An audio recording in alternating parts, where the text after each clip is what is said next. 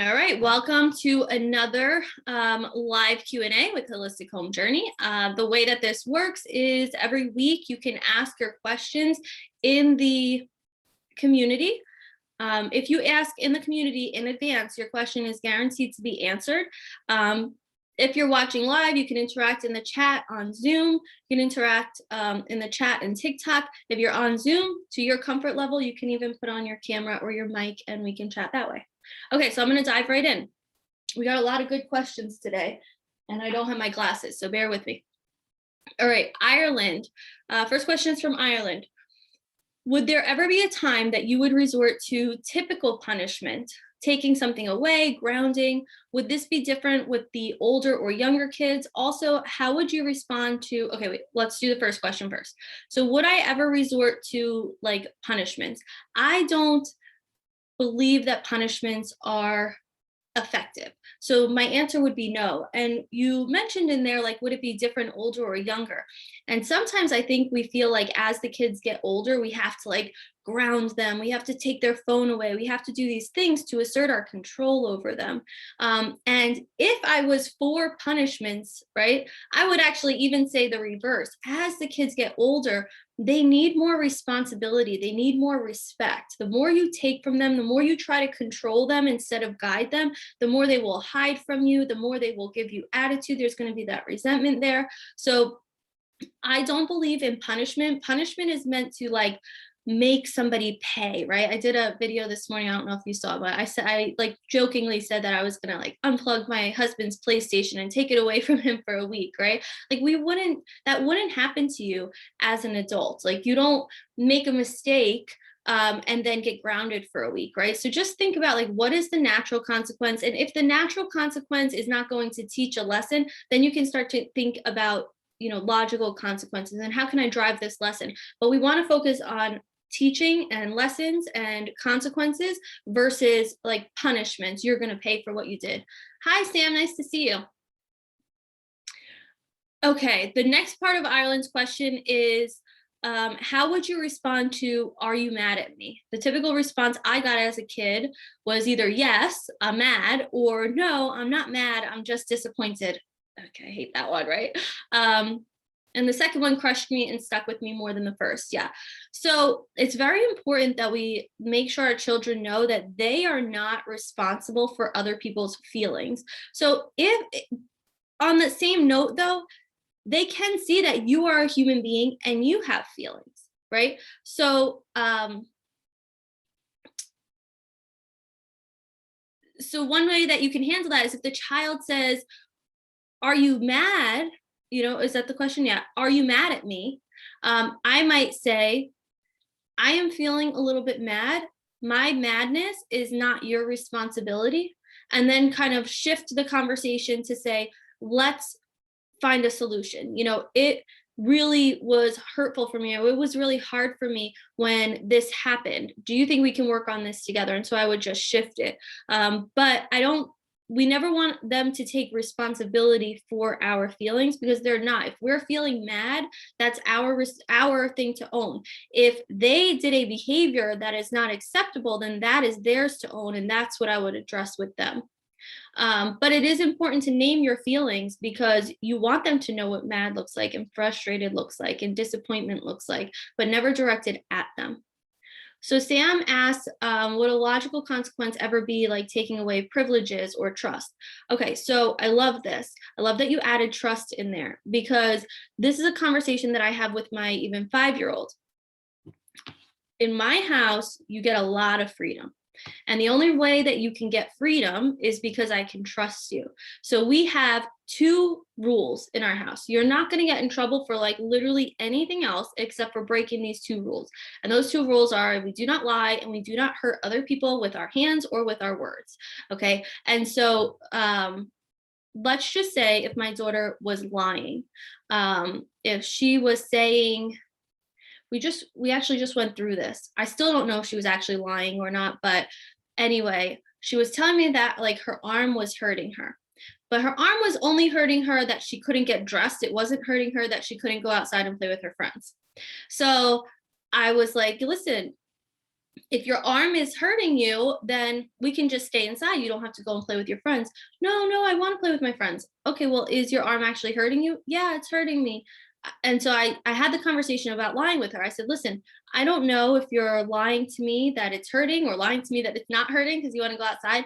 I said, but the only way that you can get freedoms like playing outside with your friends, going to Nima's house for a sleepover, playing on your iPad without me watching what you're doing, is because I can trust you.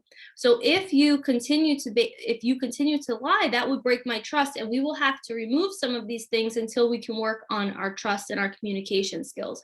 So yes, I think that depending on the scenario, a logical consequence can be loss of privileges. I talked the other day on my video about a child threw a phone across the room. That would be another good example. Child throws a phone across the room. We're going to try to teach that child, hey, we don't throw the phone. This is why we don't throw the phone. This is how we interact with the phone. But also the consequence might be now you're not going to have the phone right now because I don't want to sit here and watch you and hope that you don't throw it at the wall. So yes, absolutely. Okay, next question is from Amber.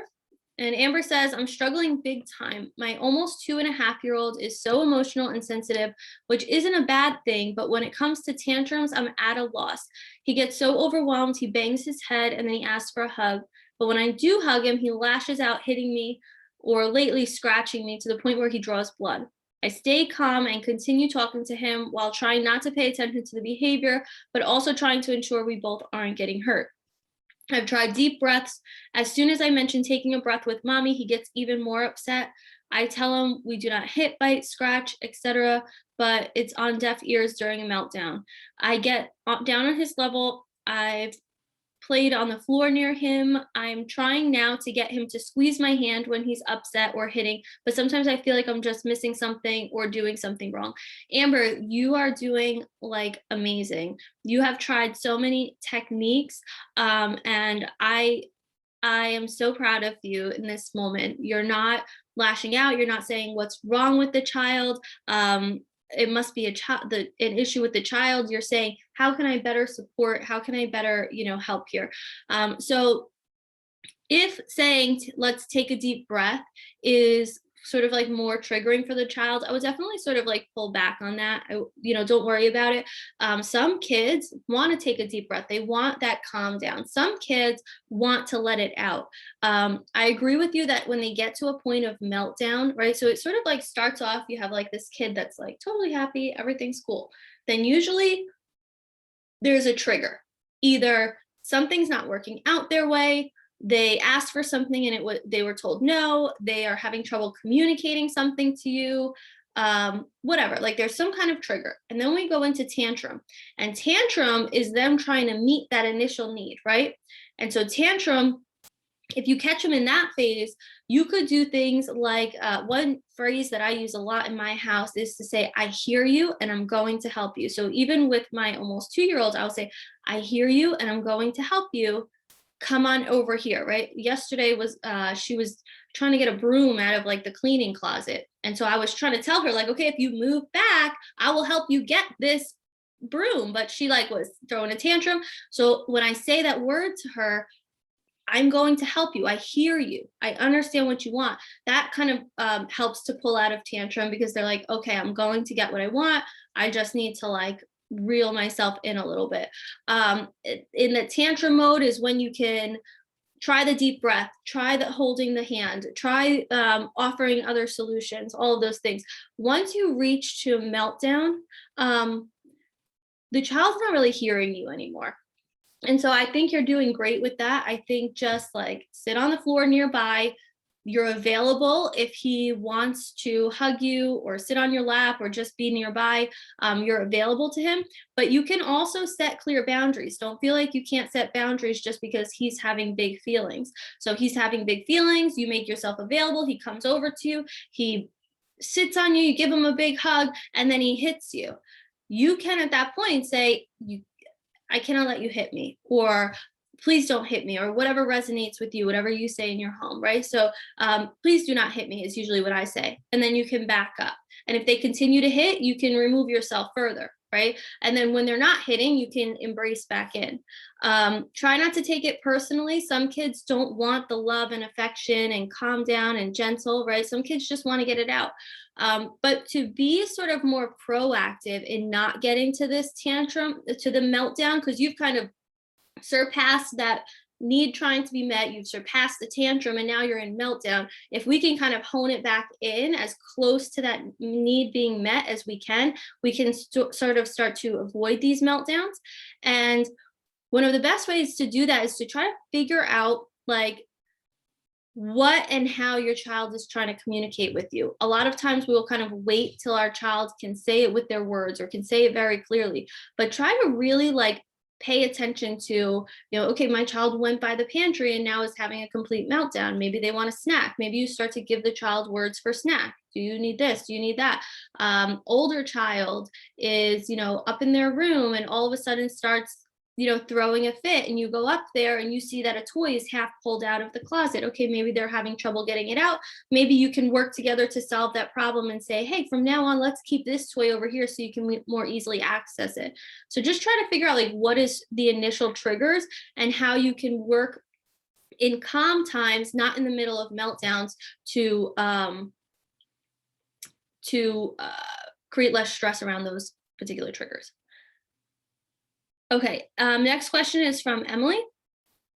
And then Sam, yours is after that one. Okay, Emily says, hello, I have a couple of questions for this week. What do you do for name calling? It seems like my kids are constantly saying horrible things to each other. Along with that comes teasing and mocking. My other question is about hitting. All right, let's talk first about the name calling and the mocking.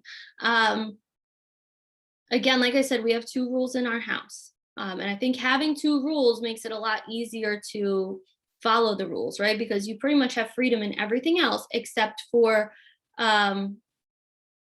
you cannot hurt people with your hands and with your words, and you cannot lie. So this sort of like that mocking and the name calling would be hurting people with your words. The first thing I would do you tell me the ages? No. Depending on the ages of the kids, first thing I would do is I would ask. So let's say one kid says to the other kid, like, you're such a jerk, right? I would just completely not react, like, don't say that to your brother, like not give anything like that. Just literally say to him, that's an interesting word. What do you think that means? This is doing 2 things. This is making them question and verbalize what they actually just said to their sibling, right? And it also kind of takes away the power of that thing. I just had a similar conversation with my husband about like curse words, because my daughter very like, never to me, but kind of like just playing by herself. Like she'll be like, what the H, like, but she'll say the word. And I'm like telling my husband, I'm like, I don't want to like give the word all of this attention, right? Kind of want to downplay it. So the same thing here. Child starts calling names or mocking, making fun of, you might just say like, what do you think that means? Or why is that a bad thing? Why are you making fun of him for that? Does that feel kind for you to make fun of him like that? And just more be intriguing. Let them verbalize it. And then either in the moment or separately, depending on what you feel comfortable with, I would just ask them. I would say, it's really important to me that we are kind to each other in this family. And today, when you called your brother this thing, or you made fun of your brother for wanting to paint, that was really hurtful. Is there a reason that you did that? And I would try to get to the bottom of it. Well, he always takes my things, or well, he always does this. And when they tell you what the actual root is, try to really address that for them. Don't dismiss it, even if you think it's completely ridiculous. Just try to address it. Try to ask them, well, what would be a better solution? Because we can't do this. And then second tier to that, so this was my household, my kids were saying this to each other, I would just say, listen, we don't communicate this way. Let's get to the root of it. I'd work like I just told you to get to the root of it. If they were still doing it, then I would try to get to, okay, where are you hearing these things? Are you hearing these things from your friends? If that's the case, we're not going to be hanging out with friends. We're going to be spending time with family until we can learn to communicate with each other a little bit better. Are you hearing this on YouTube, on your iPad, on your video game, on the kids you're playing Xbox with across the world? Well, we're not doing that, okay? We're going to take an Xbox break until we can learn how to communicate together. Once we can learn to communicate together, that's fine. But any Xbox time is now going to be time with family and learning how to communicate with our siblings. That's just how I would personally handle it. And actually that goes back even to what we were talking about before of like, when do you sort of remove privileges to teach a lesson? Okay. And one more note on that. We're not saying I'm removing these privileges. You're not going to see your friend for another 3 weeks, like giving arbitrary deadlines. We are setting a goal for the family. So we're saying, because we're learning all this mockery and bad names and this and that from playing with friends, until we can learn how to separate how we act and how other people act, we're going to take a break. If in 2 days from now, we don't have an issue, we don't have an issue, and you can go play with your friends, not a problem. So that's sort of how I would keep it reasonable, make sure it's reasonable. Okay, second half of Emily's question is, my other question is about hitting. I know you have said if, let's say my oldest hits my youngest, to go to the youngest and make sure he's okay, then talk to the oldest when he's calmed down about his actions and solutions for next time. What happens when they're both hitting each other? A lot of times I'm not sure who started it. So this is a great point. Often we will walk into like kids both hitting each other or fighting over a toy or pulling on a toy, whatever. And we're immediately looking to put blame. We're immediately looking to say, who did it first? And that will pit the kids even more against each other, because now they're trying to figure out, who could I blame? How could I blame this one? Instead, don't even worry about who started it. I would just go in and I would say, whoa, let's take a break for a second. One is over here, one is over here. This is not how we interact in this house. Is there a problem going on here? And again, always open it up for them to tell you, yeah, he took this thing while I was playing with it first, this and that. Okay, so is hitting each other solving it? No, it's not. What do you think we can do to solve it? And then help them work through solving of the problem. And the reason why we're doing this instead of punishing and separating and making the decision for them is because now they're learning how to problem solve on their own. And now in a couple of weeks, after maybe a couple of times of you doing this, when you see them hitting each other or fighting with each other, you might even be able to say to them, is this something that you need me to help with right now? Or do you think you guys can work it out? Hitting is not an option. Do you think you can separate and work it out? Or do you need me to come over and work it out? And depending on the ages of the kids, oftentimes they'll say they could work it out because they don't want to be micromanaged.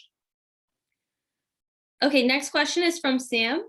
Hi, regarding your recent TikTok about handling younger siblings taking toys and how to handle it. My son is 15 months and my niece is 3 years. He will take a toy or try to play with her. I generally will give it back to her and tell him it wasn't his turn with it. If there continues to be a fight, then without respect, the toy gets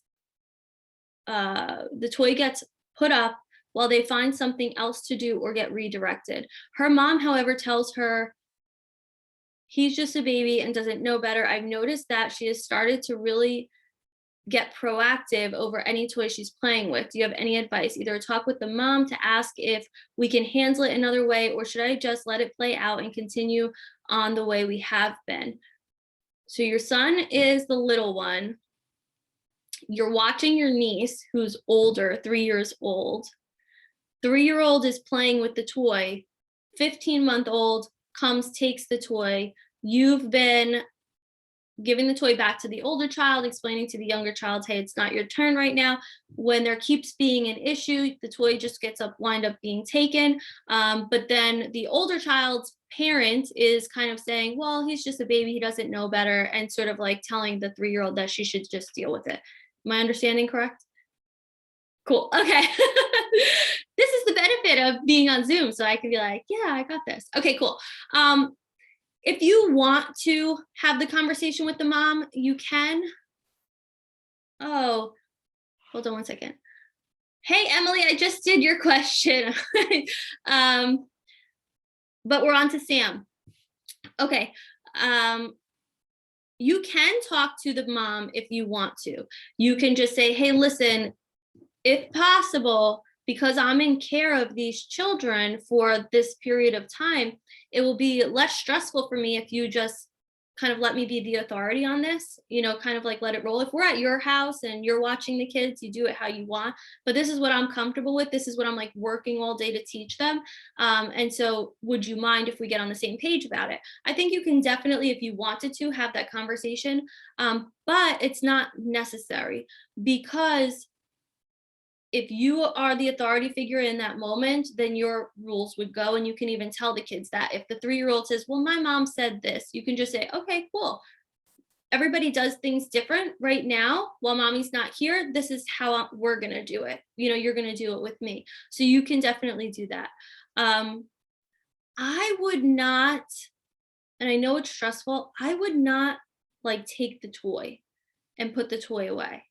I would just be real consistent with redirecting the child who's trying to take. And the reason for that is because it's almost like they win. So it's like you've set this boundary of, hey, she can play with the toy, you can't take it because it's not your turn yet. And then when they keep taking it, the outcome is not that the boundary is enforced for them. The outcome is that nobody gets the toy, which is fine with them because now the older child doesn't get to have it anyway. And so I would just try to avoid that. One thing that we've practiced, I've practiced with my kids that I found really helpful, is to just sit on the floor with them and literally just take a toy and be like, okay, Emma's turn. And then it gets passed to Emma and Emma gets to hold on to it. And then you'd be like, okay, Zoe's turn. And then Zoe gets to hold it and play with it. And be like, okay, Emma's turn. And it sort of teaches them that like, oh, it's this person's turn. It's this person's turn. It also teaches them that like, just because they give it up doesn't mean they're not going to get it back. It teaches them to kind of trust the person that they're playing with, and it makes it an exciting thing to do sharing. So that way you can just say, okay, what do you think, niece, do you think it's his turn now? Okay, it's your turn. Cool. Maybe 5 minutes goes by. Okay, you want to give it to her? Now it's her turn. Cool. Now you get to play with this. And you can kind of practice that sharing a little bit. So let us know how that works.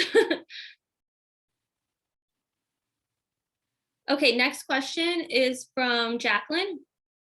How do you deal with your own triggers? I had a rough childhood and I'm having the hardest time breaking my own triggers. I find myself slipping into permissive parenting because I feel so bad about my own meltdowns.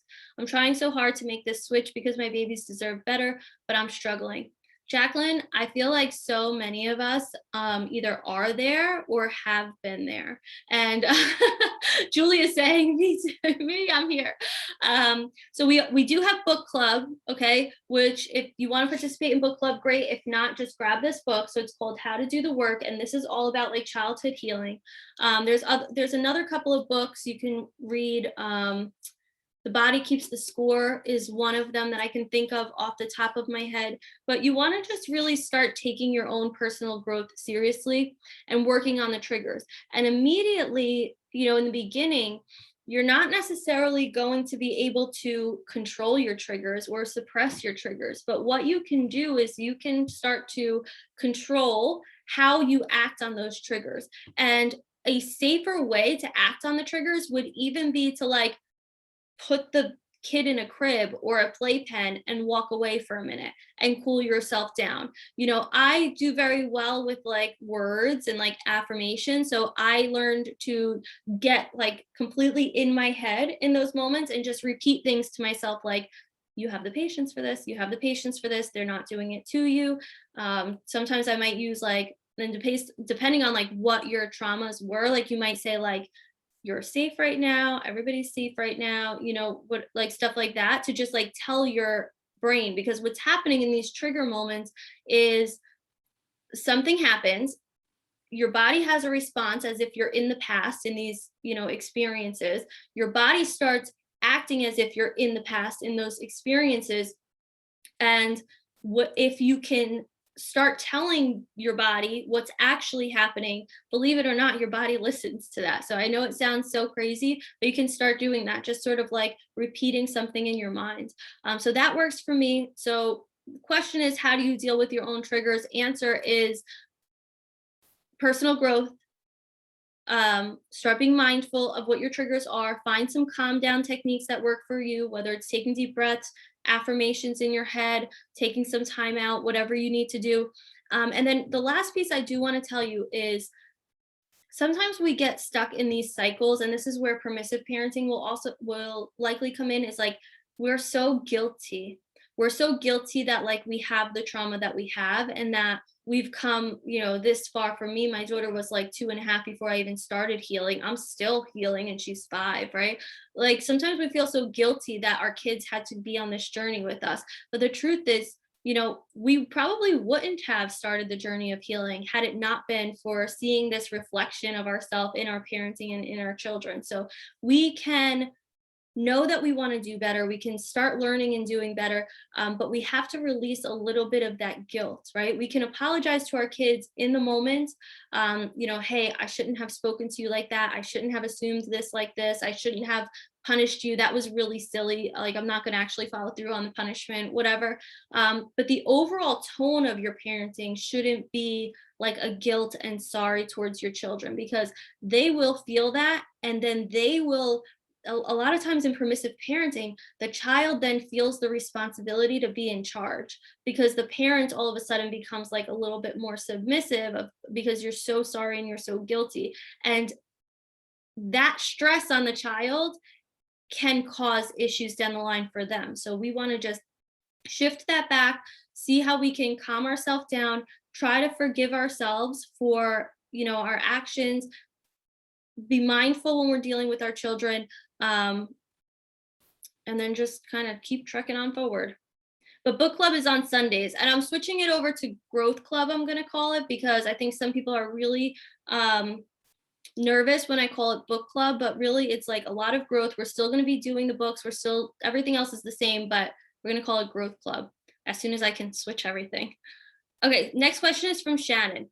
And then we have one more from Brianna, and then I can take questions in the chats. I have a couple more minutes today if you wanted to ask anything there.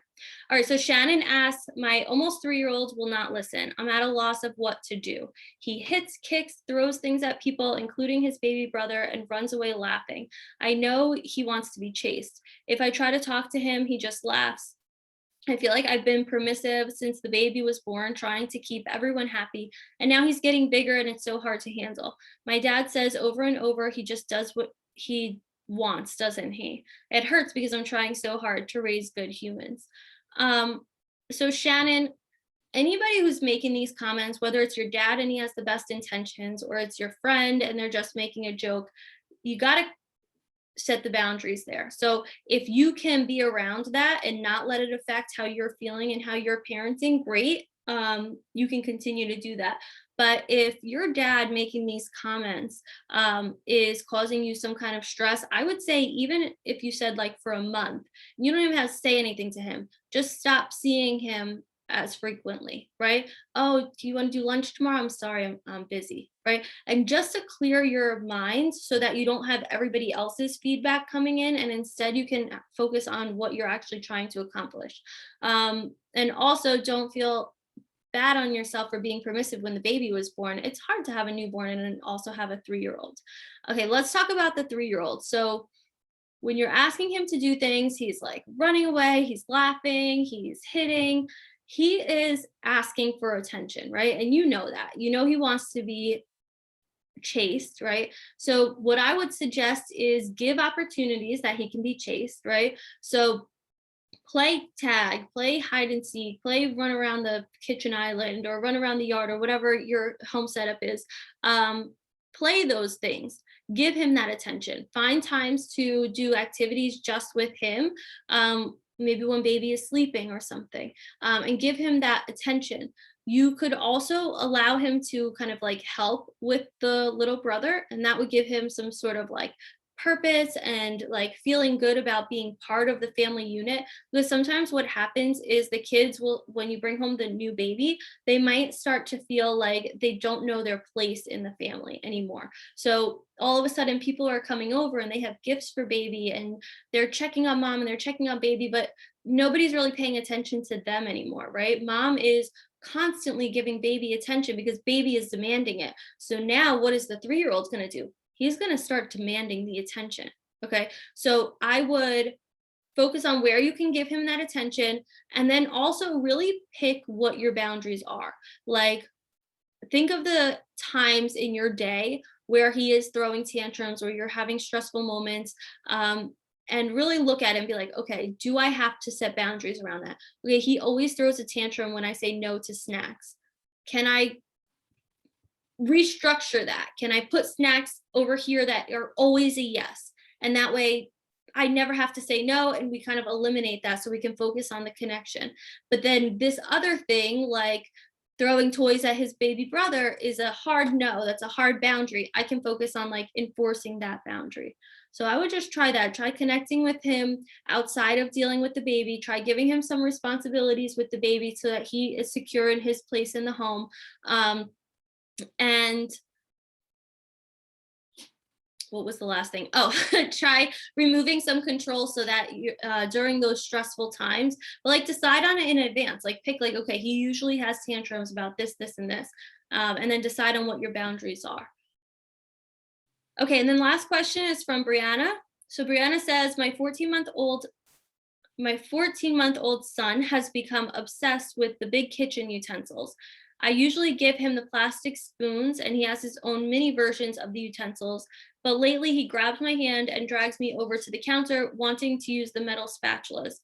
That just seems dangerous to me. So I say no and he continues to cry and grab my hand, taking me to the counter. I've tried giving him his mini versions, offering other things to play with, and even hiding them so he can't see them. I'm just not sure if I'm supposed to be letting him just scream nonstop or what. I'm honestly losing my mind over this simple demand from him. And then she puts like laughing emojis. All right, hold on. Let me just let my dog out. Hold on. Come on, Neymar. Okay. So 14-month-old wants to use the regular size kitchen utensils. You got him all the play set utensils, all the kid size utensils. He's not wanting it, right? I can only tell you what I would do in my house, okay? Kids want so bad to imitate us and what we're doing. So you kind of have two options here. Either you could start cooking with the mini utensils. I'm serious. Go to Walmart. They have the small ones. Cook with the mini utensils. Now, all of a sudden, those are the ones that he wants to use, right? Or you can start teaching him how to interact with those utensils that you're using. Obviously, like the grill spatula with the knife on the side of it, maybe not a good starting point, right? But you can pick maybe like the big ladle or the big, maybe you get a big plastic spatula. Dollar Tree has like the full size kitchen utensils for $1. And either let him help you in the kitchen, let him sit on the counter or stand on a step stool or something and help you and teach him how to use it, or set up like a blanket on the floor with a couple of bowls and a little bit of water in each bowl and then the utensils. The more I find, the more that you say no and you say that this is off limits, the more that they are going to be curious about it because they see you using it and they don't understand why they can't have. So if it is something that you feel like you can release control on there, I would definitely try to do it. I would either try to let them use the bigger ones and teach them how to use it in the right way or a safe way, or you start using the mini ones so that the mini ones become more appealing. But this is when I say, like, you have to pick what you have. My dogs are going crazy, and then my husband's yelling at the dogs, so it's all chaos. Like pick what you really want to enforce, like pick what your true boundaries are. Like, is this something that you have to like hang your hat on, using the kitchen utensils, or can he use the kitchen utensils, but he can't touch the stove, he can't touch the knives? Kids will respect the boundaries when there's less of them and when they can comprehend why. Like, okay, you can't touch the stove because it's hot, you can't touch the knife because it's sharp, things like that. Okay, so we got all the questions from in the community. You guys are awesome. That was great. I'm so happy you guys were able to join too on Zoom. We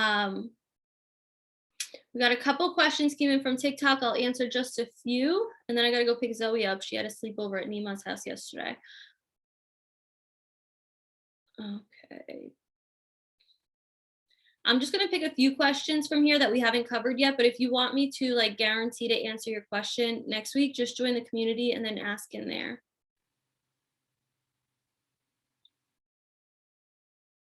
I don't know what this full comment was, but I see someone saying like she's mean, talking about a child. Like try to switch mindset with that. Like when we say like our kid is bad, our kid is mean, we start treating them a little bit differently. Like they're not mean. They're trying to communicate in the only way that they know how to communicate. So, we need to like reframe that in our mind, because if we immediately say my daughter is mean, we're going to treat them like a mean kid. My daughter is bad. My daughter is a terrible listener. We're going to treat them like a bad, terrible listener. But if we can reframe it and say, okay, my daughter is struggling with communicating when she's frustrated. Well, now that's not a her problem. That's an objective problem that we can solve together and help her solve and help her learn. Do you have videos addressing siblings fighting? I do. I'll make a playlist and I'll put all my sibling videos in there. All right, last question. How do we take away the word no, but also teach them no means no? All right, so I don't know if this is like what other gentle parenting people would say, but I don't think that the word no is bad to say to kids. Like, I don't think that your kid shouldn't know the word no or what no means. I just think you need to like add on to it. So you can say like no and then give the explanation of why it's a no. For me, it's less of that word no and more of the overarching theme of it's because I said so kind of deal, right? We're like, no, just because I'm saying no and I'm in control and I'm in power over you. But I think if we say no to our kids, that's fine. I will say with younger ones that can't necessarily or don't understand like the extended conversation where you're like, no, but um this is why we can't do it and this might make you feel better, blah, blah, blah. Then I would often say, so you can soften the no. So you might not say the word no and instead say, ooh, that sounds like a great idea. How about we try this instead of saying no, blah, blah, blah. So yeah, I don't think no is like a big thing. So Sam says, I thought I would suggest for the question about feeling triggered. So she's responding to somebody had asked about like, how do you handle your own triggers? Okay, my therapist suggested leaning into what my body is telling me to do. So for me, that looks like clenching my fist or stomping. So I changed that into jumping and dancing together to get frustration out. It's a way for me to get that energy and a way to wind down. Sam, I love that. Like leaning into your body, love it. But also, I like this suggestion of like calming down does not always mean like take a breath and be serene, right? Like calming down can look like or jumping or dancing or hitting something.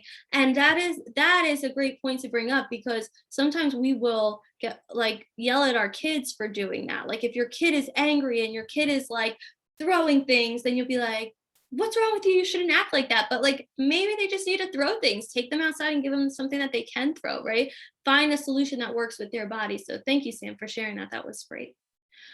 All right, I am going to head out. I'll catch you guys in the community. If you think of anything else, drop it in there. We have like, I think over 300 mamas in there right now and will be mamas that are kind of healing and going through this together. I appreciate everybody who popped on Zoom with me. I love when I can actually see your faces. It feels like I'm talking to a real person.